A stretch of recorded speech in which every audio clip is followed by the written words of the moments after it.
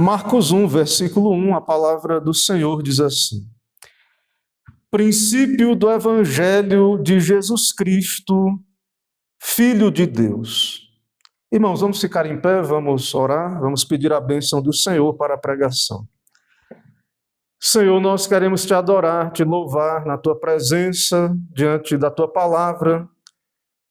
Queremos te exaltar, ó Deus, pela tua revelação, por quem o Senhor é, os teus feitos, o teu evangelho que chega até nós aqui. E queremos pedir a tua bênção, ó Deus, a bênção do teu Santo Espírito. O Senhor conhece o nosso coração, o que cada um de nós precisa ouvir. Especialmente precisamos do evangelho, ó Deus, da boa notícia, e que teu Espírito aplique a nós este evangelho. Dá graça ao teu povo, ó Deus. Também pedimos por aqueles que ainda não creram no Senhor, não se arrependeram dos seus pecados. Também que a boa nova os alcance, ó Deus. É no nome de Jesus que oramos. Amém. Podem sentar-nos. Meus irmãos, quem é Jesus Cristo? Como responder essa questão sobre quem é Jesus para um mundo rebelde, inimigo de Deus? E nós temos na palavra de Deus, aqui na Escritura, um livro. Claro que temos os evangelhos, toda a palavra de Deus fala de Cristo e do evangelho, mas nós temos aqui, irmãos, um livro inteiro, o Evangelho segundo Marcos, que tem o propósito de responder essa pergunta: quem é Jesus Cristo? E nós temos aqui uma resposta rápida nesse primeiro verso: Jesus Cristo, Filho de Deus. O Evangelho, então, anuncia Cristo, Filho de Deus, e o Evangelho de Marcos vai tratar destes grandes temas: a natureza do próprio Evangelho, quem é Jesus, os seus títulos, aqui no caso, esse título, Filho de Deus. E antes de entrarmos, irmãos, em detalhes sobre o nosso texto, esse primeiro verso, nós precisamos olhar de maneira geral para a autoria desse Evangelho, quem foi o seu autor, que é João Marcos. A tradição da igreja antiga é unânime em atribuir este evangelho a João Marcos. João Marcos é judeu, cristão, conhecido pelo nome João Marcos, no caso aqui Marcos é o João Marcos. O seu nome hebraico é João e Marcos, o nome greco-romano. E aqui, irmãos, temos neste evangelho João Marcos, então, autor sagrado, e João Marcos, veremos, ele é alguém associado à igreja primitiva desde os seus primórdios. Tudo indica, os comentaristas, grande parte deles acredita que Marcos é o jovem que aparece no capítulo 14, versos 51 e 52, envolto em um lençol. Então, Marcos ele está presente no contexto da igreja primitiva desde os primórdios, e Marcos conviveu com os apóstolos, com os líderes apostólicos. Papias, citado por Eusébio, ele preserva um testemunho antigo, segundo o qual Marcos foi intérprete de Pedro. Marcos registra neste evangelho, especialmente, então, aquilo que aprendeu, ouviu do apóstolo Pedro, não numa ordem cronológica, necessariamente, mas, então, ele registra conforme, claro, Deus, o Espírito Santo, o conduziu e como autor sagrado. Marcos, ele é filho de Maria, dona de uma casa suficientemente grande para receber muitos cristãos. No livro de Atos dos Apóstolos, Atos 12, 12. A casa que Pedro vai, depois de ser liberto da prisão, é a casa de Maria, mãe de João, também chamado Marcos. João Marcos, irmãos, ele é primo de Barnabé. E há uma influência muito grande de Barnabé na vida de João Marcos. Importantíssima influência, moldou a sua vida, o seu ministério também, conforme veremos. Marcos, irmãos, ele é muito conhecido pela sua participação nas viagens missionárias do apóstolo Paulo, também com relação à contenda que houve entre Paulo e Barnabé. E Marcos ele é reunido à equipe apostólica quando Barnabé e Paulo visitam Jerusalém, quando há aquela fome do ano 45 a 46, eles levam Marcos de volta para Antioquia, ele começa a se envolver no trabalho missionário, ele é incorporado à equipe missionária e ele trabalha ali como um auxiliar, tarefas de natureza prática na equipe missionária, é um cooperador, é um auxiliar, alguém importante que participa ali da equipe, e ele também é lembrado porque acabou a sua deserção, acabou por dividir a equipe de Paulo e Barnabé. Marcos, irmãos, ele abandonou os missionários, a equipe missionária na primeira viagem, e então ele é como um desertor ali daquela primeira viagem. Ele deixou Paulo e Barnabé em Perge, na Panfilha, e voltou para Jerusalém. E isso desgostou muito o apóstolo Paulo. Esse tipo de atitude, uma deserção, e Paulo recusou-se a levá-lo com a equipe na segunda viagem, devido a essa atitude. E nós não temos na Bíblia uma descrição do motivo exato, se é que há um motivo só, pelo qual João Marcos desistiu. Há algumas hipóteses, talvez medo das dificuldades, o caminho difícil, a dureza do caminho, saudade de casa, é possível, preocupação com a sua mãe, muito jovem, talvez, inexperiente, talvez o desconforto. A questão, irmãos, nós não sabemos, nós não temos como dizer, não há na Escritura o motivo específico, mas o fato é que não perseverou, não continuou, não prosseguiu diante das dificuldades. E, de fato, uma atitude reprovável, e o apóstolo Paulo, ele fica realmente desgostoso e se recusa a levá-lo na segunda viagem missionária. Mas Barnabé, ele trata de modo diferente e tudo indica, irmãos, Deus usou tudo isso no processo de restauração de João Marcos. Barnabé insiste em levar Marcos na equipe e devido ao desacordo com o apóstolo Paulo, eles se dividem e então Barnabé vai com Marcos para Chipre e Paulo então com a sua equipe vai em outra direção. Então certamente Deus usou a disciplina de Paulo, a confrontação de Paulo, mas também a paciência de Barnabé nesse processo de restauração de Marcos. Então, claro que ele caminhou com Deus e Deus usou Barnabé e outros para tratar com ele. E esse jovem amadureceu e Deus o restaurou e o usou, e aqui temos um evangelho escrito por esse servo de Deus. Posteriormente, Marcos aparece com Paulo em Roma. Ele envia saudações e Paulo reconhece que ele era de grande ajuda para o ministério. Ou seja, Barnabé, de certo modo, estava certo. A sua paciência se revelou acertada com relação a João Marcos. O próprio apóstolo Paulo, em 2 Timóteo 4,11, Paulo diz que Marcos lhe é útil, muito útil para o ministério.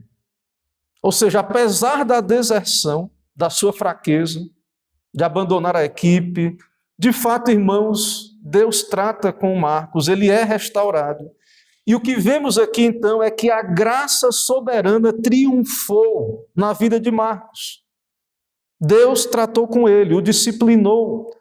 E nós vemos, irmãos, aqui, diante desse evangelho, desde o princípio, a própria instrumentalidade de Marcos, nós vemos aqui a graça de Cristo.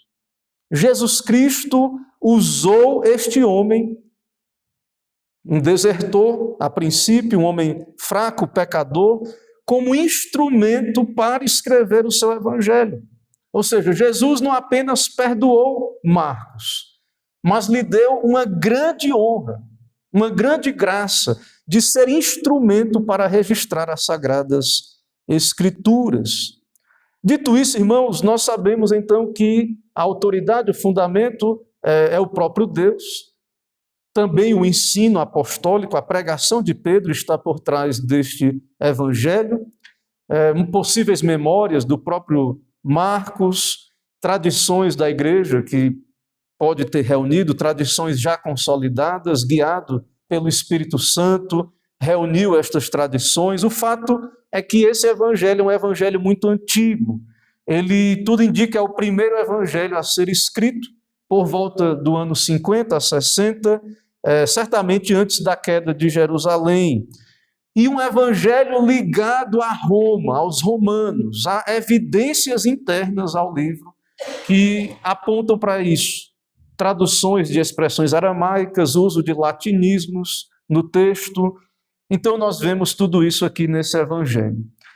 E dito isso, irmãos, estamos nós aqui diante deste livro, deste texto, deste versículo 1, deste evangelho, e nós temos aqui no verso 1 um verso introdutório, que vai apresentar todo o evangelho. Há uma ênfase neste evangelho de Marcos, nos feitos de Jesus, que inclui, claro, o seu ensino.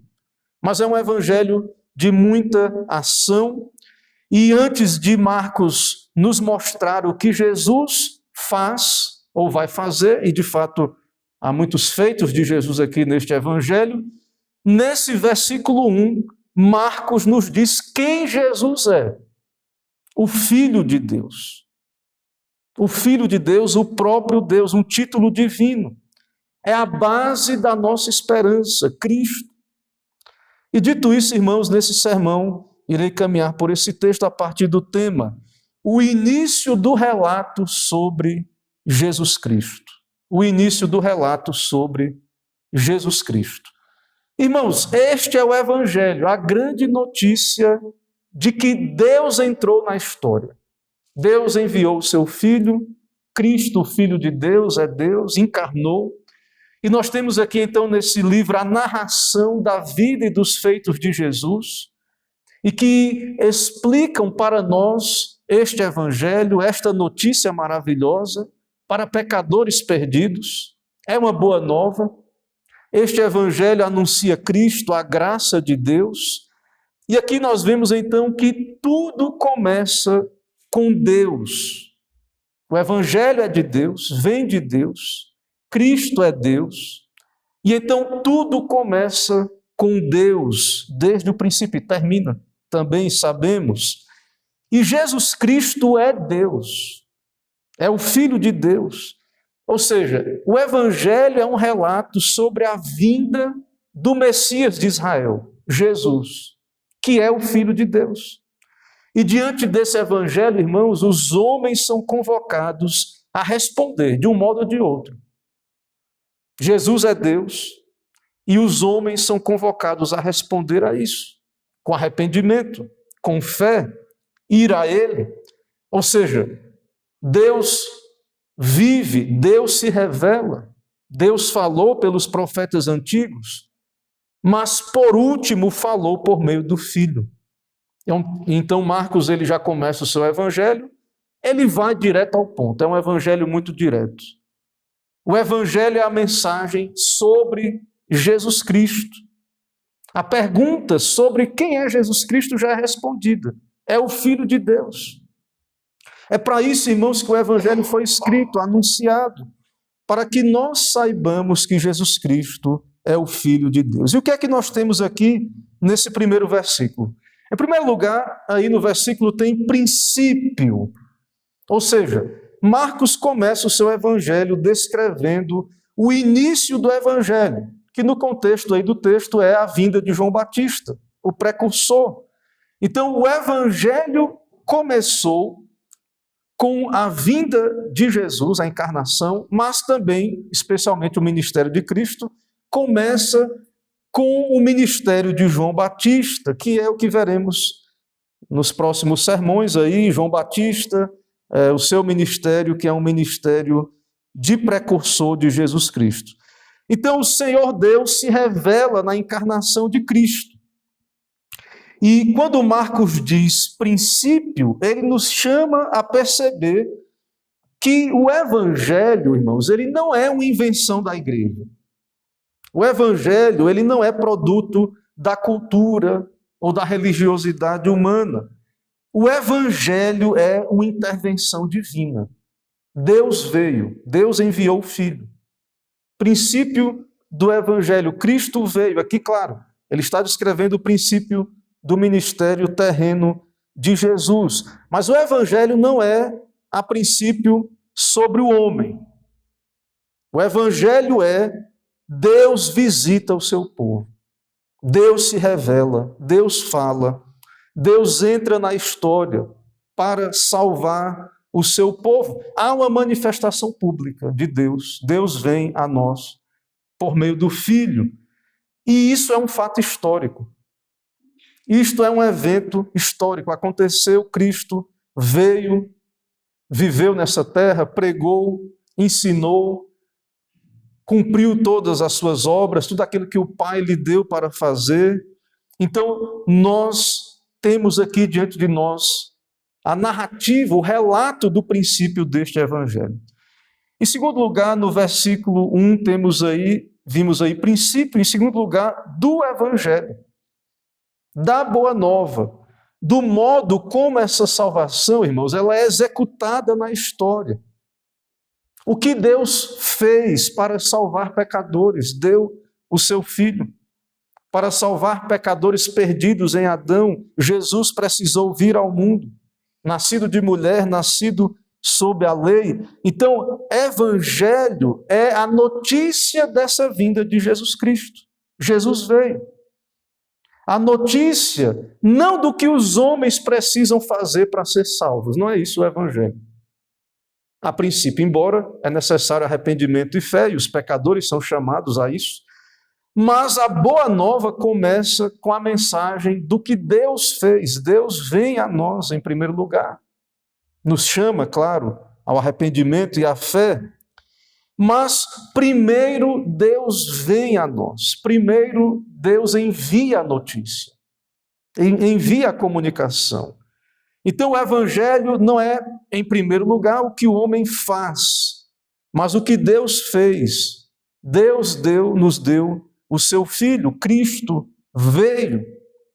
Desse modo, irmãos, não é em primeiro lugar sobre o homem, não é sobre isso o Evangelho.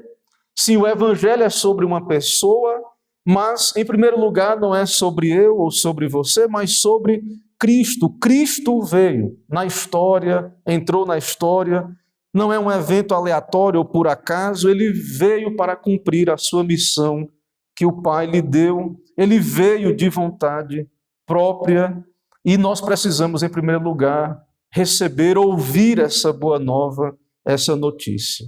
Também temos aí, vimos princípio do Evangelho de Jesus, uma pessoa, sabemos, divina e humana, uma pessoa real, histórica, concreta, Jesus, o Deus homem. A segunda pessoa da bendita Trindade, o Deus encarnado, verdadeiro Deus, verdadeiro homem, o Salvador, entrou nesse mundo. Desse modo, irmãos, o Evangelho é muito maior do que qualquer filosofia humanista ou informação intelectual. Deus veio a esse mundo, Deus se revelou, falou, entrou na história. Isto é o Evangelho, a comunicação de Deus. Deus vem até nós na pessoa do Filho. O próprio Deus entra na história. É sobre Deus, é sobre a pessoa de Jesus Cristo, é sobre o plano de salvação que é de Deus. Temos também aí a palavra Cristo, que é o Messias de Israel, o ungido de Deus. Jesus é o Cristo, o Messias. É aquele que foi enviado do Pai, qualificado para cumprir essa missão e veio para fazer o que ninguém poderia fazer. E isso é o Evangelho também. Representar pecadores eleitos, como o segundo Adão, cumprir a justiça de Deus em nosso lugar, sofrer, morrer pelos pecados, pelos pecadores, oferecer uma obediência que nós não poderíamos obedecer. E quem faz isso, irmãos, é o Filho de Deus.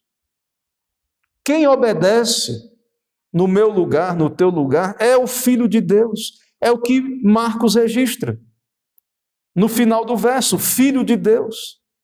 Princípio do Evangelho de Jesus Cristo, Filho de Deus. Então, Jesus não pode ser reduzido a um mestre admirável, um profeta humano, embora Deus usou homens na antiga dispensação, mas Jesus é o Filho de Deus. É o próprio Deus encarnado, a segunda pessoa da Trindade. Ele, como Deus, deve ser crido.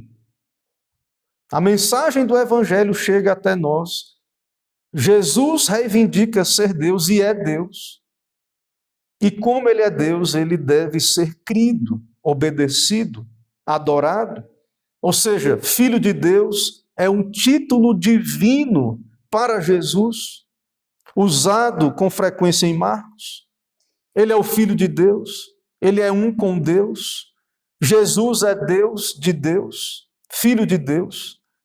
Então nós precisamos ouvir desse Evangelho e, como já ouvimos, Deus nos abençoou, sabemos, por meio desse Evangelho.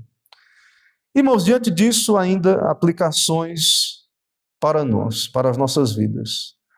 Como temos visto, irmãos, nas Escrituras, e vemos aqui no Evangelho, é necessário, em primeiro lugar, ouvir o Evangelho, a boa nova, receber o Evangelho.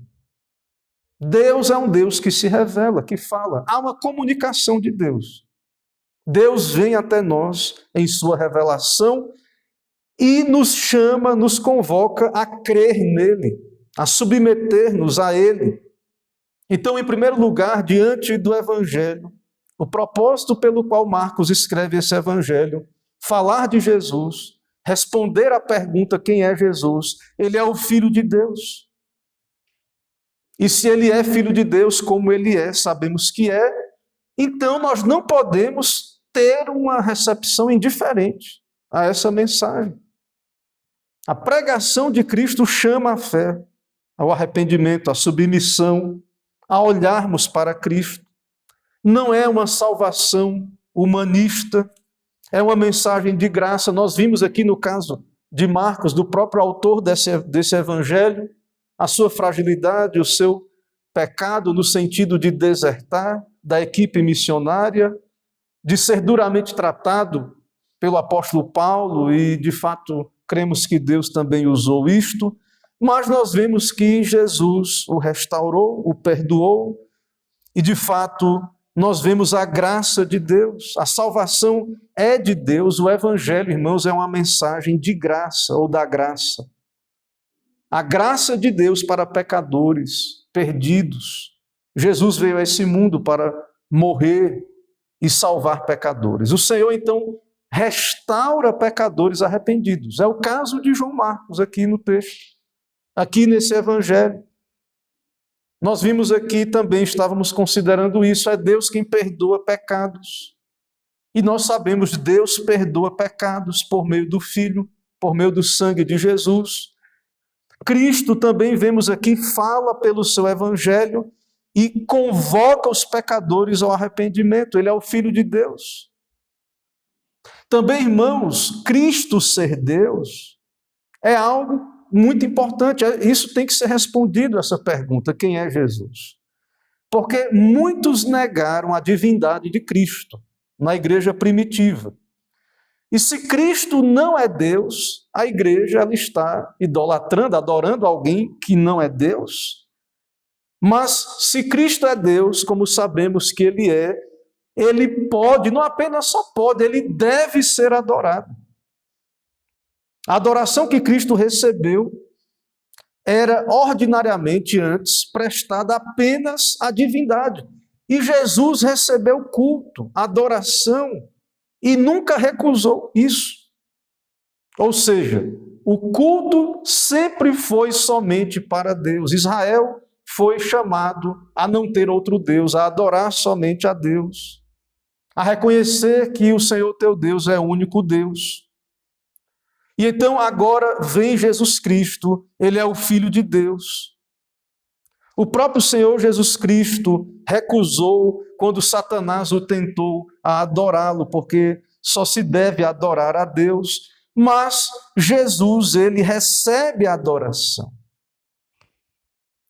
E isso está correto, porque ele é Deus, ele é o Filho de Deus, ele é verdadeiro Deus. Então, o monoteísmo bíblico, a crença de que só há um Deus, de fato, dentro da progressividade da revelação, isto fica muito claro, que esse Deus é o Deus trino, que Jesus, o Messias prometido, é Deus, e sabemos também, Deus, o Espírito Santo, é Deus. O Espírito Santo é Deus, no caso. Então isso é muito importante, irmãos, porque o argumento é esse: Jesus é Deus, ele pode, ele deve ser adorado. Na verdade, essa é a resposta adequada ao Evangelho. O propósito de Deus em revelar esse Evangelho é que, de fato, essa boa nova seja reconhecida, Jesus seja adorado, reconhecido como Salvador. A nossa confissão de fé, ela diz: na unidade da divindade há três pessoas de uma mesma substância, poder e eternidade. Deus o Pai, Deus o Filho e Deus o Espírito Santo. Ou seja, a adoração de Cristo não contradiz o fato de que só há um Deus, um único Deus. O monoteísmo bíblico. Então, Cristo é Deus, é o Salvador, é o Filho de Deus. Ele pode e deve ser adorado. E o Evangelho é sobre este que é Deus. Não é o homem no centro. Jesus, então, vem a este mundo para salvar pecadores. Ou seja, temos aqui a revelação de Deus. E quanto a nós, se isso é sobre Deus, e quanto à responsabilidade do homem, digamos assim, quanto a nós, diante do que temos aqui, irmãos, o que diz respeito, então, à resposta humana, em primeiro lugar, é ouvir a mensagem. E também reconhecer, é claro, que Cristo é Deus e fazer essa reflexão. Quem é Jesus para você? O que é que significa a pessoa de Cristo, o seu Evangelho? E você é colocado diante desta realidade de que não há neutralidade. Se Jesus é o que ele diz ser, e ele é, e nós cremos que é, então você deve crer nele, recebê-lo, adorá-lo. É perigoso ignorar esse Evangelho, ouvir o Evangelho e ficar indiferente ou distante, ou não atender ao Evangelho com arrependimento e fé. Isto é perigoso. Isto é virar as costas para Deus, isto é incredulidade. É pecado, isto é rebelião contra Deus. Ou seja, a divindade de Cristo não é detalhe teológico, irmãos, é de fato algo importantíssimo, é o fundamento da salvação. Só há um Salvador, Jesus Cristo, é Ele quem salva. E a resposta humana a Cristo deve ser uma resposta de adoração e de obediência. E tudo mais que virá neste Evangelho mais à frente, tudo mais tem esse propósito de apontar para Cristo, responder essa pergunta, quem Ele é o Filho de Deus, e por meio dos feitos de Jesus também comprovar este fato e por esse Evangelho convocar os pecadores ao arrependimento e à fé. Então, este é o princípio do Evangelho de Jesus Cristo, e que nós possamos nos alegrar em ouvir esse Evangelho, comunicá-lo também, propagá-lo ao nosso redor e orar para que Deus abençoe, que o máximo de pessoas possível possa ouvir este Evangelho de Cristo. Irmãos, vamos orar, vamos ficar em pé.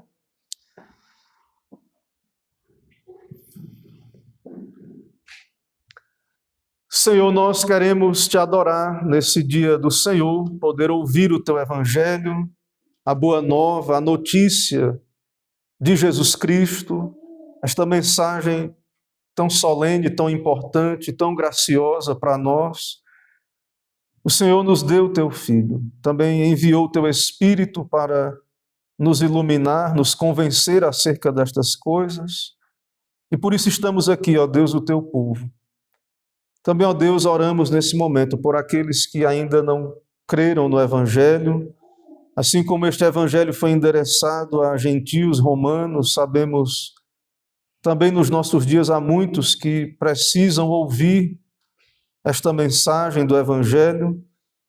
Que o Senhor possa abrir portas, ó Deus, para a pregação e também usar a tua igreja, cada um de nós, que esta mensagem venha repercutir e que muitos venham, ó Deus, ouvir esta boa nova e também responder de modo adequado a ela, ó Deus, com alegria, com adoração, com reconhecimento que Jesus é o Filho de Deus, com submissão ao Filho, com comunhão, ó Deus, com Jesus, por meio da tua graça e da obra do Espírito. Nos dá uma boa semana, ó Deus, nos leva em paz, nos dá a meditar neste Evangelho. Se o Senhor não voltar nesta semana, que o Senhor nos permita também estar na tua casa, ó Deus, no próximo dia do Senhor, e que o Senhor também renove as tuas graças sobre nós. Nos abençoa, ó Deus, assim como ouvimos da tua graça neste dia, que as tuas misericórdias, as tuas graças se renovem a cada dia sobre nós, que o Senhor, por bondade, nos use como instrumentos para o teu reino. Dá-nos uma boa semana, é o que pedimos, oramos no nome de Jesus. Amém.